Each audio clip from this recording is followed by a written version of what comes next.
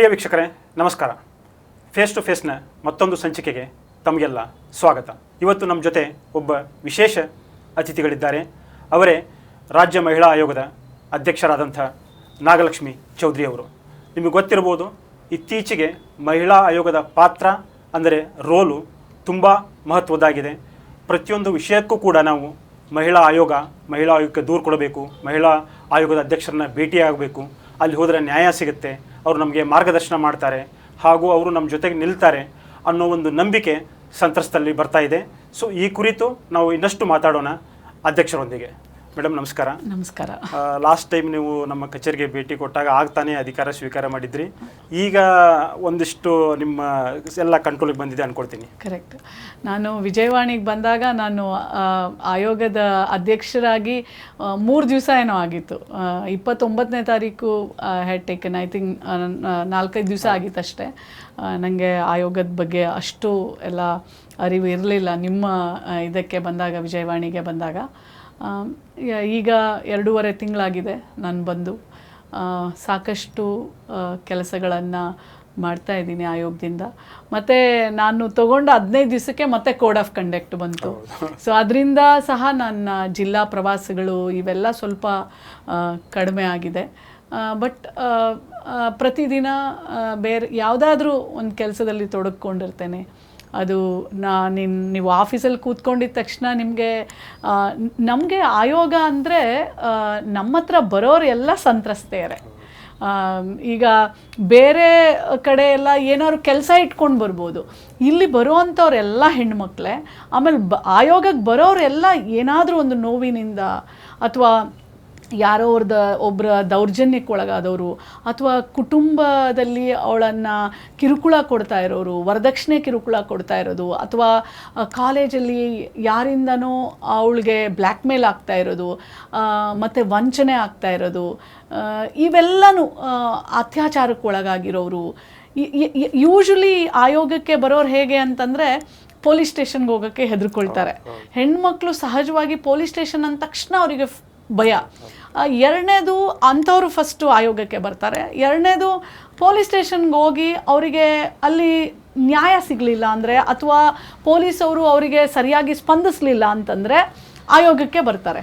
ಆವಾಗ ನಾವು ಅಲ್ಲಿನ ಮೇಲಧಿಕಾರಿಗಳಿಗೆ, ಲೋಕಲ್ ಪೊಲೀಸ್ ಸ್ಟೇಷನ್ ಇದೆ, ಈಗ ನಾವು DCP SP ಆ ಒಂದು ಲೆವೆಲಲ್ಲಿ ಆಫೀಸರ್ಸ್ಗೆ ಮಾತಾಡ್ತೀವಿ. ಈ ಥರ ಒಂದು ಹೆಣ್ಮಗಳು ಬಂದಿದ್ದಾಳೆ, ಅವಳಿಗೆ ಪ್ರೊಟೆಕ್ಷನ್ ಬೇಕಂತೆ, ಅಥವಾ ಅವರು ಕಿರುಕುಳ ಕೊಡ್ತಾ ಇದ್ದಾರೆ, ಇಲ್ಲ ಯಾರೋ ಒಬ್ಬ ನಂಬಿಸಿ ಮೋಸ ಮಾಡಿಬಿಟ್ಟಿದ್ದಾನೆ, ಇಲ್ಲ ಅವಳು 3 ತಿಂಗಳಾಗಿರುತ್ತೆ, ಬಸ್ರಿ ಆಗಿರ್ತಾಳೆ, ಮದುವೆ ಆಗಿ ಅವನು ಡೈವರ್ಸ್ಗೆ ಅಪ್ಲೈ ಮಾಡಿರ್ತಾನೆ.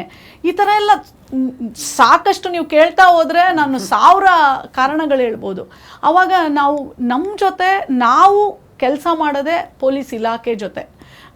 ಮತ್ತು 90% ಸಮಸ್ಯೆಗಳು ಬಗೆಹರುತ್ತೆ, 10% ಕೋರ್ಟಿಗೆ ಹೋಗುತ್ತೆ. ಕೋರ್ಟಿಗೆ ಹೋದಾಗ ನ್ಯಾಯಾಲಯ ತೀರ್ಮಾನ ಮಾಡುತ್ತೆ. ಆದರೆ ಆ ಹೆಣ್ಣು ಮಗಳಿಗೆ ರಕ್ಷಣೆ ಎಲ್ಲ ಕೊಡುವ ಒಂದು ಇದು ಬಂದಾಗ ನಾವು ಯಾವಾಗಲೂ ಅವ್ರ ಬೆನ್ನಿಗೆ ನಿಂತ್ಕೊಳ್ತೇವೆ. ಸೊ ಈ 2.5 ತಿಂಗಳ ಅವಧಿಯಲ್ಲಿ ಮೋಸ್ಟ್ ಚಾಲೆಂಜಿಂಗ್ ಕೇಸು ಅಥವಾ ಮೋಸ್ಟ್ ಚಾಲೆಂಜಸ್, ಸವಾಲುಗಳು ಏನು ಎದುರಿಸಿದ್ರಿ ಮೇಡಮ್ ನೀವು? ಮೊದಲಿಗೆ ನಾನು ಆಯೋಗದ ಅಧ್ಯಕ್ಷ ಆದಾಗ ಆ್ಯಸಿಡ್ ವಿಕ್ಟಿಮ್ಸು, ಮಂಗಳೂರಿನಲ್ಲಿ ಮಕ್ಕಳು ಎಕ್ಸಾಮ್ ತೊಗೊಳಕ್ಕೆ ಹೋದಾಗ ಕಾಂಪೌಂಡಲ್ಲಿ ಬಂದು ಆ್ಯಸಿಡ್ ಹಾಕ್ಬಿಡ್ತಾನೆ ಅವನು. ಅದಾದಮೇಲೆ ಆ ಮಕ್ಕಳನ್ನು ಭೇಟಿ ಮಾಡೋಕ್ಕೆ ಹೋಗಿದ್ದೆ. ಈಗ ಅವರು ಎಕ್ಸಾಮ್ಸ್ ಕೊಡ್ತಾ ಇದ್ದಾರೆ. ಆವಾಗ ಎಕ್ಸಾಮ್ ಕೊಡೋಕ್ಕಾಗಲಿಲ್ಲ ಆ ಮಕ್ಕಳಿಗೆ. 2ನೇ ಎಕ್ಸಾಮ್ ಕೊಟ್ಟರು. ಆ ಎಕ್ಸಾಮ್ ಕೊಟ್ಟಾಗ ಅವರೇ ಫೋನ್ ಮಾಡಿದರು ನನಗೆ. ಅವ್ರು ಕೊಟ್ಟಿದ್ದು ಒಂದು ಪೇಪರಲ್ಲಿ ಕನ್ನಡ ಫಸ್ಟ್ ಪೇಪರ್ ಇತ್ತು, 96 ಏನೋ ಬಂದಿದೆ ನನಗೆ ಅಂತ ಫೋನ್ ಮಾಡಿದರು. ಆಮೇಲೆ ನನ್ನ ಜೊತೆ ಟಚ್ಚಲ್ಲಿದ್ದಾರೆ ಅವರೆಲ್ಲ ಮಕ್ಕಳು. ಆಮೇಲೆ ನೆಕ್ಸ್ಟ್ ನನಗೆ ಚಾಲೆಂಜಿಂಗ್ ಇದ್ದಿದ್ದು, ನಾನು ಚಿಕ್ಕಬಳ್ಳಾಪುರ ಮತ್ತು ಗಡಿಭಾಗದ ಜಿಲ್ಲೆಗಳನ್ನ ನಾನು ಹೋದಾಗ ಅಲ್ಲಿ ಹೆಣ್ಮಕ್ಳು ಕಾಣೆ ಆಗ್ತಾ ಇರೋದು. ಇದು ಒಂದು ಹೆಣ್ಮಕ್ಳು ಕಾಣೆ ಆಗೋದು ಒಂದು ದೊಡ್ಡ ಮಾಫಿಯಾನೇ ಇದೆ.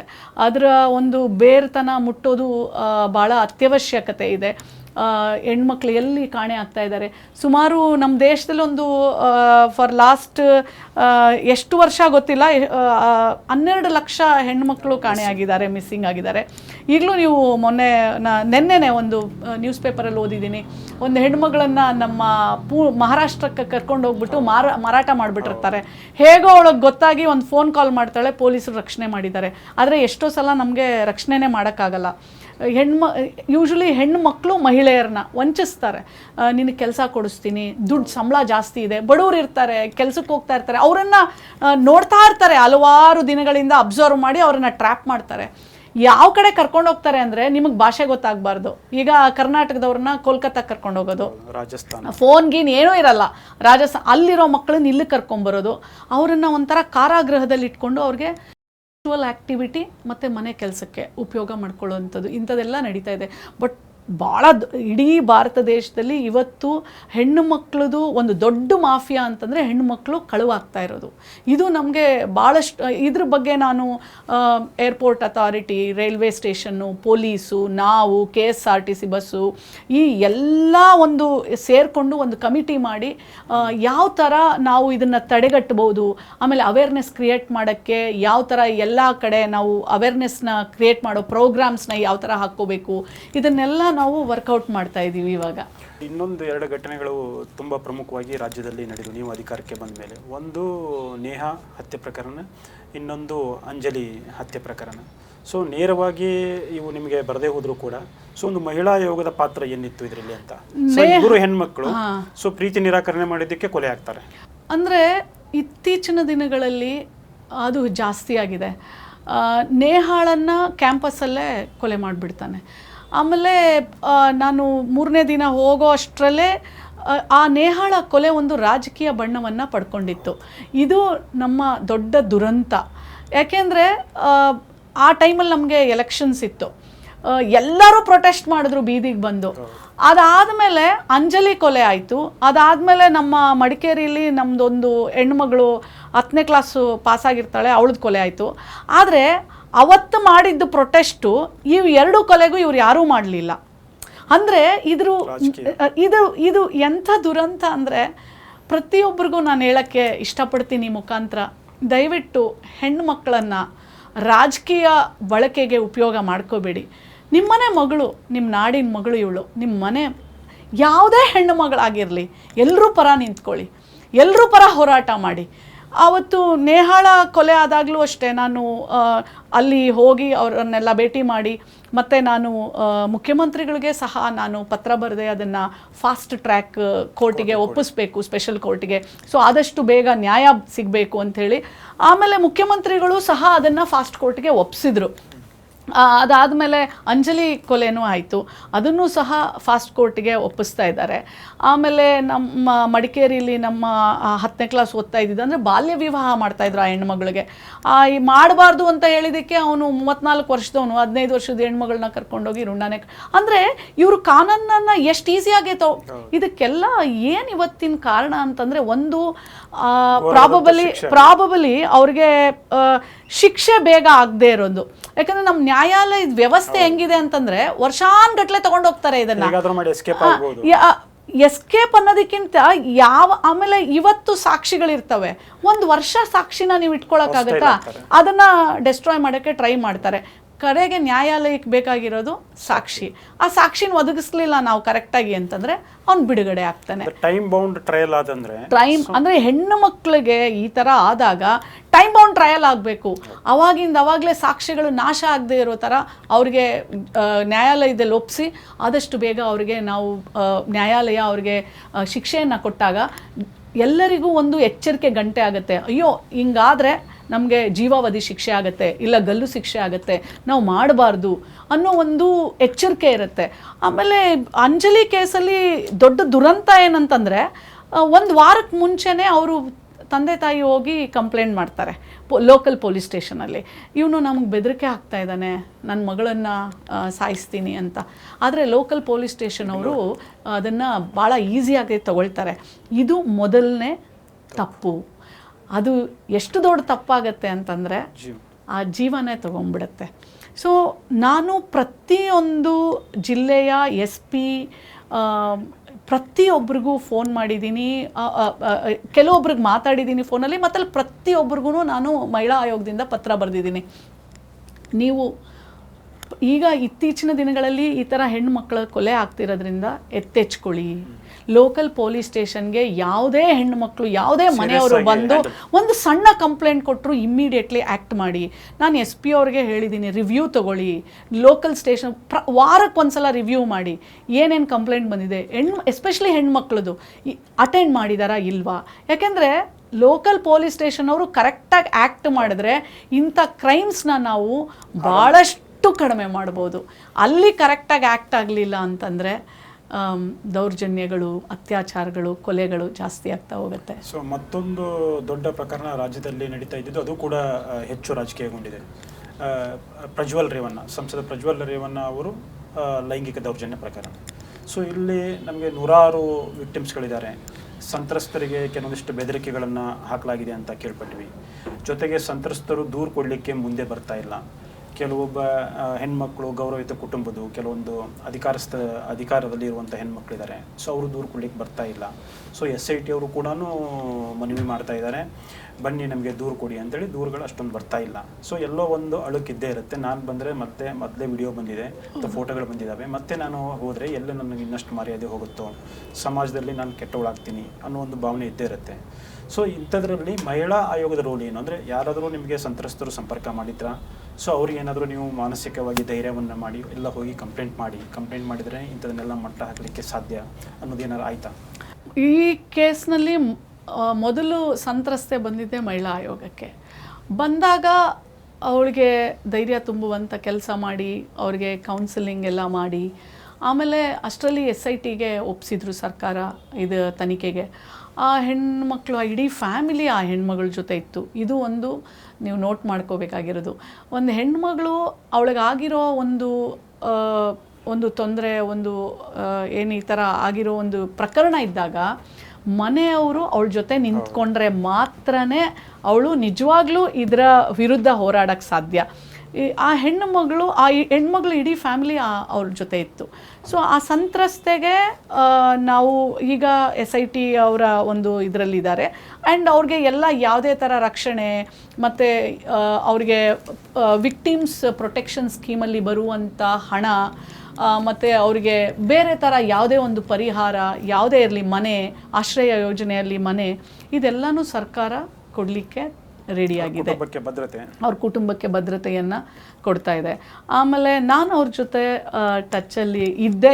ಇತ್ತೀಚೆಗೆ ಅವರು ಏನು ಕನ್ಸಲ್ಟ್ ಮಾಡಲಿ, ಬಟ್ ಅವ್ರು ಅವರು ನನಗೆ ಹೇಳಿದಾಗ ಅದನ್ನು ನಾನು ಅವರಿಗೆ ಬೇಕಾಗೋ ರೀತಿಯಲ್ಲಿ ಸ್ಪಂದಿಸೋದು ನನ್ನ ಕರ್ತವ್ಯ ನಾನು ಮಾಡ್ತಾಯಿದ್ದೀನಿ. ಆಮೇಲೆ ಸಂತ್ರಸ್ತೆ ಅಂದಾಗ ಬರೀ ಈ ಪ್ರಜ್ವಲ್ ಪೆನ್ ಡ್ರೈವ್ ಪ್ರಕರಣಕ್ಕೆ ಅಂತ ಮಾತ್ರ ಅಲ್ಲ, ಮಹಿಳಾ ಆಯೋಗಕ್ಕೆ ಬರುವಂಥವ್ರು ಎಲ್ಲ ಸಂತ್ರಸ್ತೆಯರೇ. ಪ್ರತಿಯೊಬ್ಬರಿಗೂ ಸ್ಪಂದಿಸುವುದೇ ನನ್ನ ಕರ್ತವ್ಯ.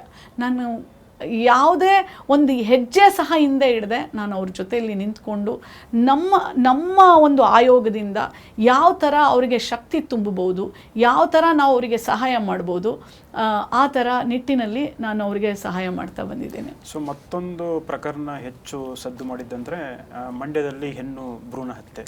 ಸೊ ಇದೊಂದು ಆ್ಯಕ್ಚುಲಿ ಸೋಷಿಯಲ್ ಎವಿಲ್ ಇದು. ಸೊ ಇವಾಗಲೂ ಕೂಡ ನಾವು ಹೆಣ್ಮಕ್ಳು ಹುಟ್ಟಿದರೆ ಅಥವಾ ಮೊದಲೇ ಅದನ್ನು ಲಿಂಗ ಪರೀಕ್ಷೆ ಮಾಡಿ ನಾವು ಅದನ್ನು ಕೊಲ್ತೀವಿ ಅಂತಂದರೆ ಇದಕ್ಕಿಂತ ದೊಡ್ಡ ದುರಂತ ಮತ್ತೊಂದಿಲ್ಲ.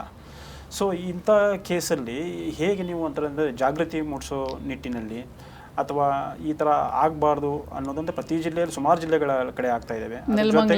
ಅದ್ರ ಜೊತೆಗೆ ಬಾಲ್ಯ ವಿವಾಹ ಅದೊಂದು ಕೇಳ್ಬಿಟ್ವಿ. ಕೆಲವೊಂದು ರಾಮನಗರ ಆಗಿರ್ಬೋದು, ಕೆಲವೊಂದರಲ್ಲಿ ಅದು ಹೆಚ್ಚಾಗ್ತಾ ಇದ್ದಾವೆ. ಅಂದರೆ ಒಂದು ಕಡೆ ನಾವು ಆಧುನೀಕರಣದತ್ತ ನಾವು ಹೋಗ್ತಾ ಇದ್ದೀವಿ. ಸೊ 5 ಟ್ರಿಲಿಯನ್ ಎಕಾನಮಿ ಅಂತ ಮೂವ್ ಆಗ್ತಾ ಇದ್ದೀವಿ. ಇನ್ನೊಂದು ಕಡೆ ನೋಡಿದರೆ ಬೇಟಿ ಬಚಾವೋ ಬೇಟಿ ಪಡಾವೋ ಅಂತೀವಿ. ಸೊ ಇಲ್ಲಿ ನೋಡಿದರೆ ಬೇಟಿಗಳನ್ನು ಹುಟ್ಟೋಕ್ಕಿಂತ ಮುಂಚೆನೇ ನಾವು ಕೊಲೆ ಮಾಡ್ತಾ ಇದ್ದೀವಿ. ಇನ್ನು ಬಾಲ್ಯ ವಿವಾಹ ಮಾಡಿ ಮತ್ತಷ್ಟು ಅವ್ರನ್ನ ನರಕಕ್ಕೆ ನುಗ್ತಾ ಇದ್ದೀವಿ. ಸೊ ಇದರಲ್ಲಿ ಮಹಿಳಾ ಆಯೋಗದ ಅಂದರೆ ರಾಜ್ಯಕ್ಕೆ ಸಂಬಂಧಪಟ್ಟಾಗಿ ಹೇಳಿ ನನಗೆ ಮಹಿಳಾ ಆಯೋಗದ ರೋಲ್ ಏನು? ನಿಶ್ಚಿತವಾಗಿ ಹೌದಪ್ಪ, ನಾನು ಇದನ್ನು ಮಾಡ್ತಾ ಇದ್ದೀನಿ, ಇದರಿಂದ ಒಂದಿಷ್ಟು ನಾನು ಜಾಗೃತಿ ಮೂಡಿಸಬಲ್ಲೆ ಅಥವಾ ಇದನ್ನು ಎವಿಲನ್ನು ನಾನು ನಿವಾರಣೆ ಮಾಡಬಲ್ಲೆ ಅಂತ. ಇದು ಆ್ಯಕ್ಚುಲಿ ಮಕ್ಕಳ ಆಯೋಗಕ್ಕೆ ಬರುತ್ತೆ. ಮಹಿಳಾ ಆಯೋಗ 18 ವರ್ಷದ ಮೇಲ್ಪಟ್ಟ ಹುಟ್ಟಿರೋರಿಗೆ ಮಾತ್ರ ಮಹಿಳಾ ಆಯೋಗ. ಬಟ್ ಆದರೆ ಔಟ್ ಆಫ್ ಕನ್ಸರ್ನ್, ನನಗೆ ಅದೆಲ್ಲ ಕನ್ಸರ್ನ್ ಇರೋದ್ರಿಂದ ನಾನು ಕೆಲವೊಂದು ಸಲ ಕಡಿಮೆ ವಯಸ್ಸಿರೋ ಮಕ್ಕಳಿದ್ರು ನಾನು ಹೋಗ್ತೀನಿ, ನನ್ನ ಇಂಡಿವಿಜುವಲ್ ಕನ್ಸರ್ನಿಂದ ಹೋಗ್ತೀನಿ, ಅಟೆಂಡ್ ಮಾಡ್ತೀನಿ, ಎಲ್ಲ ಮಾಡ್ತೇನೆ. ಬಟ್ ಆ್ಯಕ್ಚುಲಿ ಇದು ನಮಗೆ ಬರಲ್ಲ. ಬಟ್ ನಮ್ಮ ದೇಶದ ದುರಂತ ಏನಂತಂದರೆ, ನೀವು ನೋಡ್ಬೋದು, ನೀವು ಈ ಅಟ್ಲೀಸ್ಟ್ ಒಂದು 30% ಜನ ಹೆಣ್ಮಗು ಆದರೂ ಪರವಾಗಿಲ್ಲ, ಗಂಡು ಮಗು ಆದರೂ ಪರವಾಗಿಲ್ಲ ಅಂತ ಇವಾಗ ಬದಲಾವಣೆ ಆಗಿದ್ದಾರೆ. ಆದರೆ ನಮ್ಮ ದೇಶದ ದುರಂತ ಏನಂದರೆ 70% ಇನ್ನೂ ಅದೇ ಒಂದು ಮನಸ್ಥಿತಿಯಲ್ಲಿದ್ದಾರೆ. ನೀವು ನೋಡಿ, ಮೊದಲನೇ ಮಗು ಏನು ಮಗು ಆಯಿತು ಅಂತ ಕೇಳ್ತಾರೆ. ಗಂಡು ಮಗು ಆಯಿತು ಅಂದರೆ ಮೊದಲನೇ ಮಗು ಗಂಡು ಮಗು ಆಗ್ಬಿಟ್ಟ, ಆಯ್ತು ಇನ್ಯಾವುದಾದ್ರೂ ಆಗಲಿ, ತಲೆ ಕೆಡಿಸ್ಕೊಳ್ಳೋದು ಬೇಡ, ಅಂದರೆ ವಂಶ ಉದ್ಧಾರಕ ಹುಟ್ಟದ, ಇದು ನಮ್ಮಲ್ಲಿ ಇದೆ. ನಾನು ನಮ್ಮದೇ ಒಂದು ಪ್ರಕರಣ ಹೇಳ್ತೀನಿ. ನಾನು ಡೆಲಿವರಿಗೆ ಹೋಗ್ತಾ ಇದ್ದೆ. ನಾನು ಗುಲ್ಬರ್ಗ ಸೊಸೆ, ಬೆಂಗಳೂರು ಮಗಳಾದರೂ ಗುಲ್ಬರ್ಗ ಸೊಸೆ. ಸೊ ನಮ್ಮ ಅತ್ತೆಯವರು ದೇವ್ರಿಗೆ ದೀಪ ಹಚ್ಚಮ್ಮ ಲಕ್ಷ್ಮಿ ಅಂತಂದರು.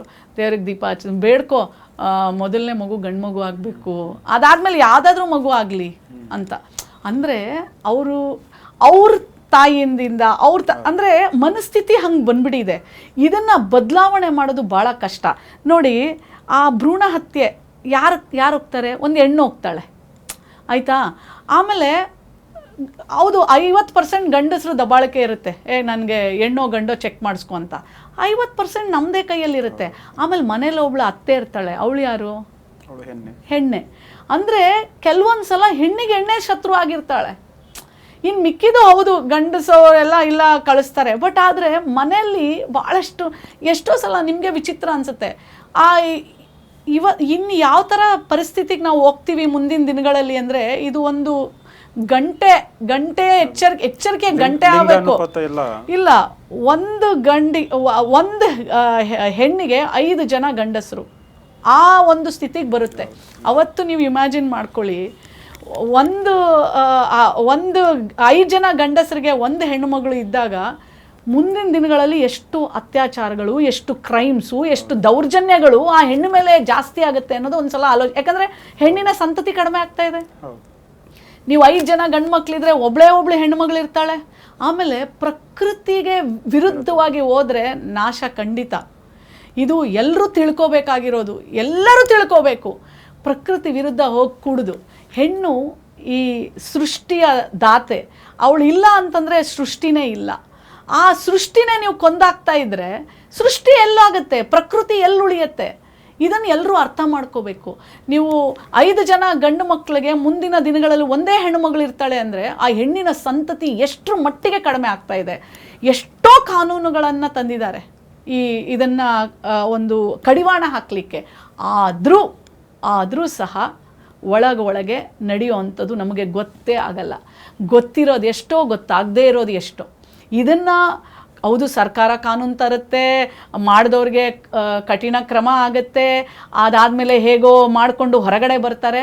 ಬಟ್ ಆದರೆ ನಿಮ್ಮಲ್ಲಿ ಪರಿವರ್ತನೆ ತರೋತನ ಹೆಣ್ಣು ಮಕ್ಕಳು ಬೇಕು. ಹೆಣ್ಣು ಗಂಡು ಮಗು ಥರನೇ ಹೆಣ್ಣಿಗೂ ನೀವೇನು ಈ ಒಂದು ಮನಸ್ಥಿತಿ ಇದೆಯಲ್ಲ, ಇದು ನಾವು 7 ಜನ ಮಕ್ಕಳು ನಮ್ಮ ತಂದೆ ತಾಯಿಗೆ, 5 ಜನ ಗಂಡು ಮಕ್ಕಳು, ನಾವಿಬ್ಬರು ಹೆಣ್ಮಕ್ಳು. ಇವತ್ತು ನಮ್ಮ ತಂದೆ ಇಲ್ಲ, 18 ವರ್ಷ ಆಯಿತು ನಮ್ಮ ತಂದೆ ಇಲ್ಲ. ಆದರೆ ಎಲ್ಲರೂ ಹೇಳ್ತಾರೆ, ನಿಮ್ಮ ತಂದೆ ಇದ್ದಿದ್ರೆ ಇವತ್ತೆಷ್ಟು ಖುಷಿ ಪಟ್ಟಿರೋರು. ನಿಮ್ಮ ತಂದೆ ಹೆಸರು ಎತ್ತುಬಿಟ್ಟೆ ನೀನು.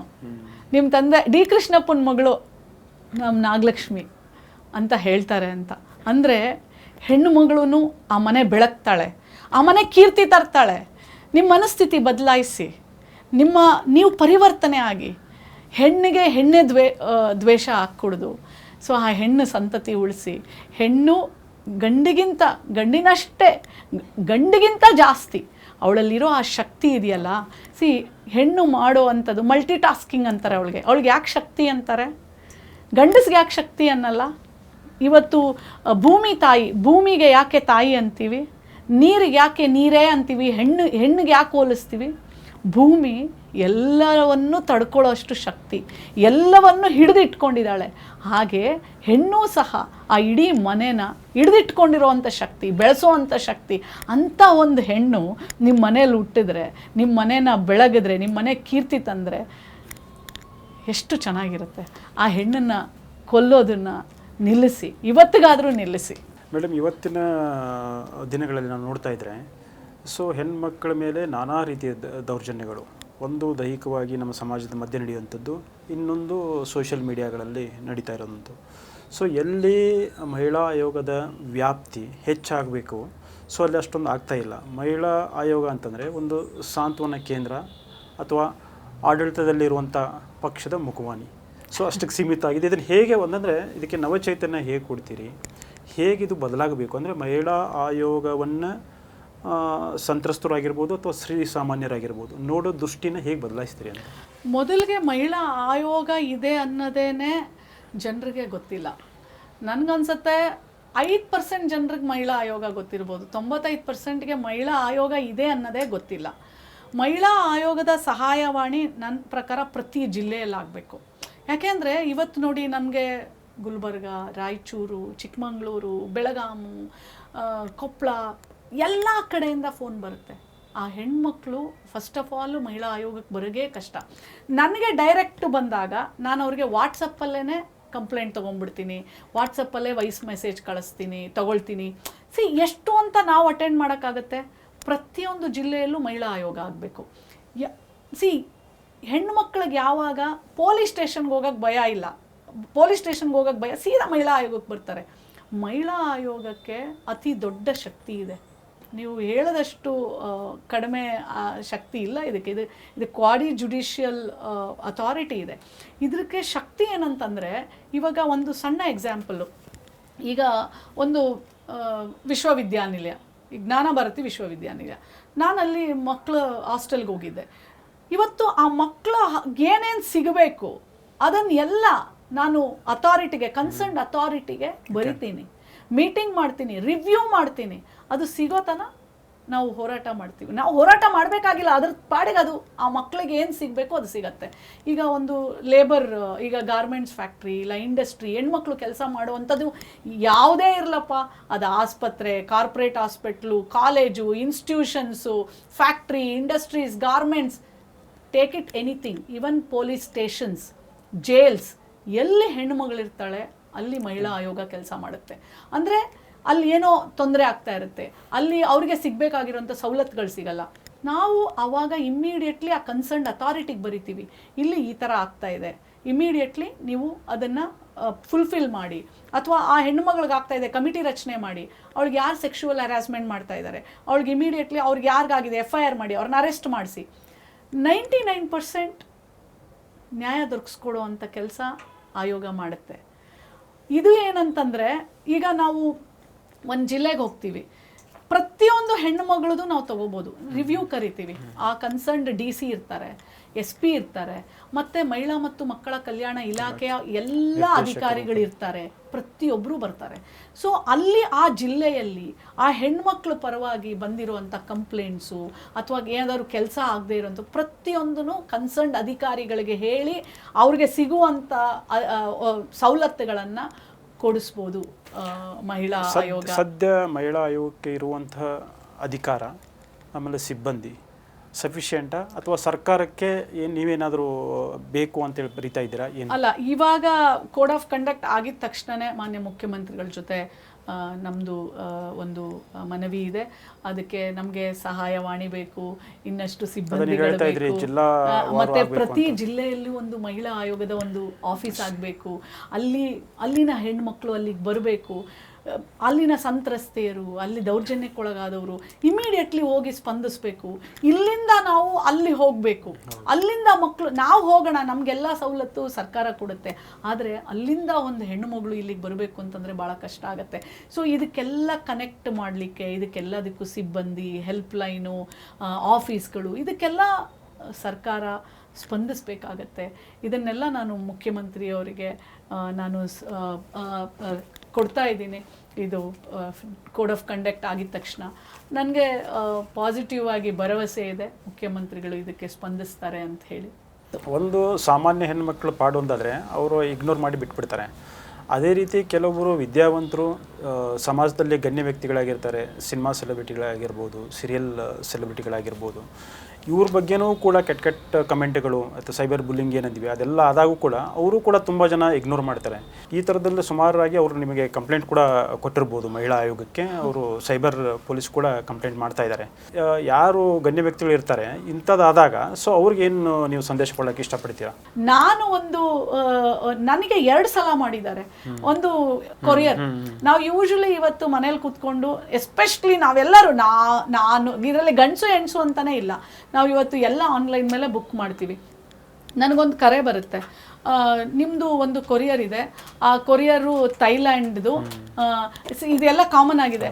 ಆ ಕೊರಿಯರ್ ಒಳಗಡೆ ಇಂಟರ್ನ್ಯಾಷನಲ್ ಸಿಮ್ ಕಾರ್ಡ್ ಇದೆ, ಆಮೇಲೆ ಡ್ರಗ್ಸ್ ಇದೆ.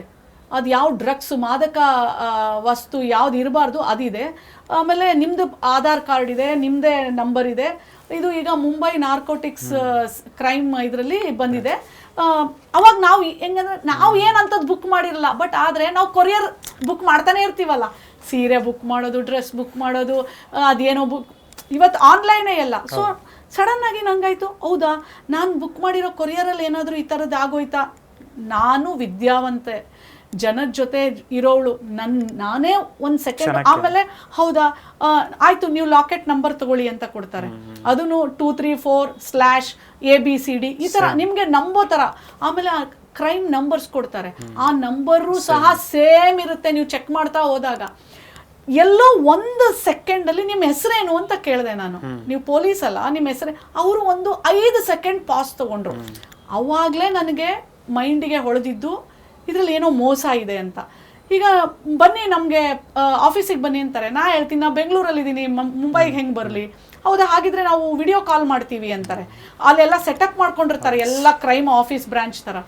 ಬಟ್ ನೀವು ನಂಬೋದಿಲ್ಲ, ಎಷ್ಟೋ ಜನ ಡಾಕ್ಟರ್ಸು ಇವತ್ತು ನಮ್ಮ ಬಿಜಾಪುರದ ಒಂದು ಡಾಕ್ಟ್ರು 54 ಲಕ್ಷ ಟ್ರಾನ್ಸ್ಫರ್ ಮಾಡಿದ್ದಾರೆ ಅವ್ರ ಅಕೌಂಟ್ಗೆ. ಇದು ನನಗೆ ಸುಮಾರು ಒಂದು 6 ತಿಂಗಳ ಮುಂಚೆ ಈ ಕಾಲ್ ಬಂದಿತ್ತು, ಅವ್ರಿಗೂ ಬಂದಿದೆ. ನಾನು ಈ ಮುಖಾಂತರ ಹೇಳೋದು ಎಲ್ರಿಗೂ ಇಷ್ಟೇ, ಯಾರೇ ನಿಮ್ದೇನೋ ಕೊರಿಯರ್ ಇದೆ, ಅದಿದೆ ಇದಿದೆ ಅಂತಂದರೆ, ಅರೆ ಪೊಲೀಸ್ ಮನೆಗೆ ಬರ್ತಾರೆ, ನೀವು ತಲೆ ಕೆಡಿಸ್ಕೊಬಿಡಿ. ನಾವೇನಾದ್ರು ತಪ್ಪು ಮಾಡಿದರೆ ನಮ್ಮ ಪೊಲೀಸ್ ಬರ್ತಾರೆ. ಯಾರಿಗೋ ಫೋನಲ್ಲಿ ಯಾರೇ ಏನು ಹೇಳಿದ್ರು ದಯವಿಟ್ಟು ಯಾವುದಕ್ಕೂ ರೆಸ್ಪಾಂಡ್ ಮಾಡಬೇಡಿ. ಎಲ್ಲ ಮೋಸ, ಪ್ರತಿಯೊಂದೂ ಮೋಸ ಇದೆ. ಇವತ್ತು ನಮ್ಮನ್ನ ದೇಶದ ಹೆಸರಲ್ಲಿ ನಮ್ಮನ್ನ ಸೈಬರ್ ಅರೆಸ್ಟ್ ಮಾಡ್ತಾ ಇರ್ತಾರೆ.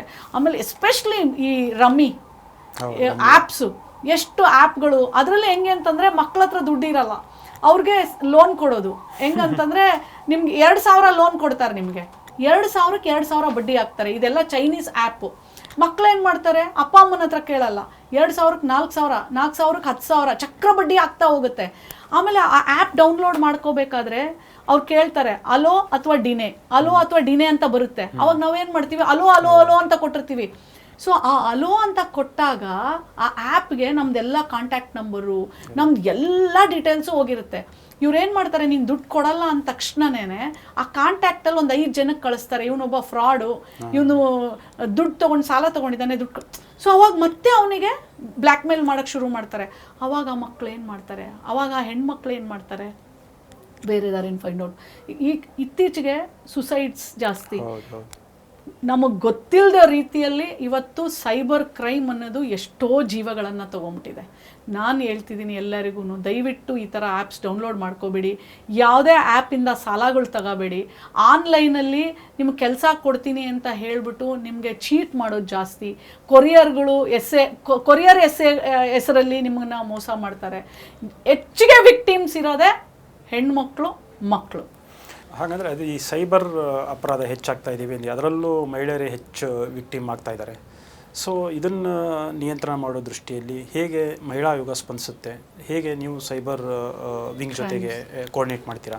ನಾನು ಸೈಬರ್ ಕ್ರೈಮ್ ಕಮಿಷನರ್ ಜೊತೆ, ನಮ್ಮ ಸೈಬರ್ ಕ್ರೈಮ್ ಪೊಲೀಸ್ ಆಫೀಸರ್ ಜೊತೆ ಯಾವಾಗಲೂ ಟಚಲ್ಲಿರ್ತೀನಿ. ಏನಾದರೂ ಹೊಸದು ಬಂದಿದೆಯಾ, ನಮ್ಮ ಹೆಣ್ಮಕ್ಳಿಗೆ ಹೇಳ್ಕೊಡೋಕ್ಕೆ ಯಾವುದಾದ್ರೂ ಹೊಸ ಆ್ಯಪ್ ಬಂದಿದೆಯಾ, ಅಥವಾ ಯಾವುದಾದ್ರದ್ದು ಹೆಲ್ಪ್ಲೈನು 1930 ಫೋನ್ ಮಾಡೋದು ಇಮಿಡಿಯೇಟ್ಲಿ. ಈಗ ದುಡ್ಡು ಇಮಿಡಿಯೇಟ್ಲಿ ಟ್ರಾನ್ಸ್ಫರ್ ಮಾಡಿಬಿಟ್ಟಿರ್ತಾರೆ. ವಿತಿನ್ 5 seconds ನೀವು 1930 ಮಾಡಿದ್ರೆ ಅಕೌಂಟ್ ಸೀಸ್ ಮಾಡ್ತಾರೆ. ಆದರೆ ಭಾಳ ಟೈಮ್ ಬೌಂಡ್ ಇರುತ್ತೆ. ಮತ್ತು ಎಲ್ಲರೂ ಒಂದು ತಿಳ್ಕೋಬೇಕು, ನೀವು ಪಬ್ಲಿಕ್ ಇದಕ್ಕೆ ಹೋದಾಗ, ಅಂದರೆ ನೀವು airport, railway station, bus stop, ಅಲ್ಲಿ ಚಾರ್ಜಿಂಗಿಗೆ ಅಂದ್ಬಿಟ್ಟು ನೀವು ಚಾರ್ಜರ್ ಹಾಕ್ತೀರಾ, ಮೊಬೈಲ್ ಹಾಕ್ಬಿಟ್ಟು.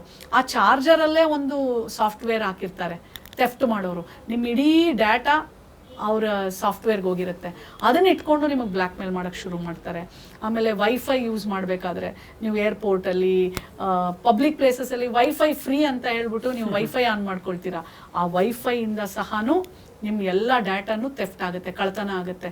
ನಿಮ್ಮ ಮೊಬೈಲಲ್ಲಿರೋ ಡಾಟಾ ಎಲ್ಲ ಅವ್ರು ಕದ್ಕೊಂಡ್ರೆ ಮತ್ತು ನಿಮ್ಮನ್ನು ಬ್ಲ್ಯಾಕ್ ಮೇಲ್ ಮಾಡೋಕ್ಕೆ ಶುರು ಮಾಡ್ತಾರೆ. ಸೊ ಹೀಗಾಗಿ ನೀವು ಭಾಳ ಹುಷಾರಾಗಿರಬೇಕು. ನೀವು ಎಲ್ಲೇ ಹೋದ್ರು, ಯಾರ ಜೊತೆ ನೀವು ಕಮ್ಯುನಿಕೇಟ್ ಮಾಡ್ತಿದ್ದೀರಾ, ಯಾರಿಗೆ ನೀವು ಏನು ಹಂಚ್ಕೋತಾ ಇದ್ದೀರಾ, ಯಾವ ಆ್ಯಪ್ಸು ಡೌನ್ಲೋಡ್ ಮಾಡ್ಕೊಳಕ್ಕೆ ಹೋಗ್ಬೇಡಿ. ರಮ್ಮಿ ಮತ್ತು IPL game betting, online trading. ಇನ್ನೂ ಒಂದು ಏನಂತಂದರೆ, ನಿಮಗೆ ವಾಟ್ಸಪ್ಪಲ್ಲಿ ಅಂದರೆ ನೀವು ಗೂಗಲಲ್ಲಿ ಕೆಲಸಕ್ಕೆ ಅಪ್ಲೈ ಮಾಡ್ತೀರಾ, ಅವ್ರು ಏನು ಮಾಡ್ತಾರೆ, ನಿಮಗೆ ಕೆಲಸ ಕೊಡ್ತೀವಿ ಅಂತ ಹೇಳಿ ಒಂದು ನಂಬರ್ ಕೊಡ್ತಾರೆ, ಟೆಲಿಗ್ರಾಮಿಗೆ ಬನ್ನಿ ಅಂತ.